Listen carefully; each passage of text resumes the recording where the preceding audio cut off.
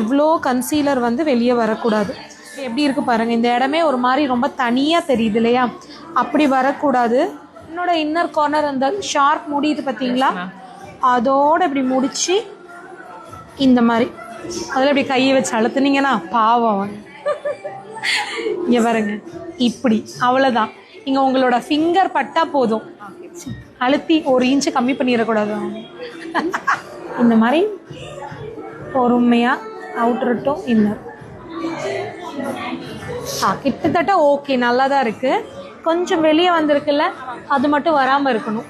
கண்ணை திறந்ததுக்கப்புறம் மற்றபடி ரொம்ப இது தப்பெல்லாம் சொல்ல முடியாது. கண்ணு மூடுங்க. இந்த இடம் இருக்குல்ல, இங்கே இப்படி ஷார்ப்பாக தெரியக்கூடாது.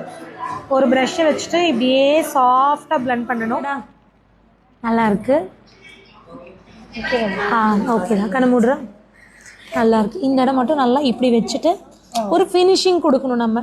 இப்போ இதில் ஒரு ஷார்ப்னஸ் கொண்டு வந்து முடிச்சிருக்கோம் இல்லையா, இதில் பாருங்கள் அந்த ஷார்ப்னஸ் மிஸ் ஆகுது. நிஜமாக சூப்பராக இருக்குது. ஃபஸ்ட் டைம் போடுற மாதிரியே தெரியல. கண்ணு மூடுறா.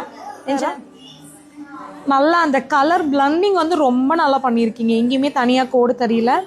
லைனர் கூட ரொம்ப நல்லா இருக்குது.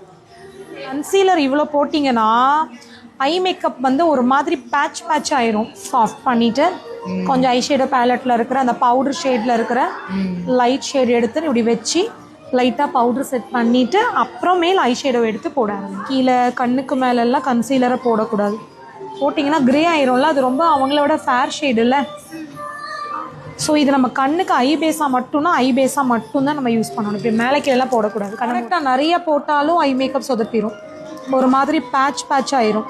இந்த மாதிரி கொஞ்சமாக எடுத்து நம்ம ஐக்கு மேலே மட்டும் ஒரு ஃப்ளாட்டான ப்ரஷ் வச்சுட்டு, ப்ளஃபி ப்ரஷ் யூஸ் பண்ணக்கூடாது, பவுடர் ப்ரஷ் போட்டுட்டு அதுக்கப்புறம் லைட்டாக பவுடர் செட் பண்ணிவிட்டு ஐஷேடோ பேலட்டில் இருக்கிறது ஐஷேடோ போடணும்.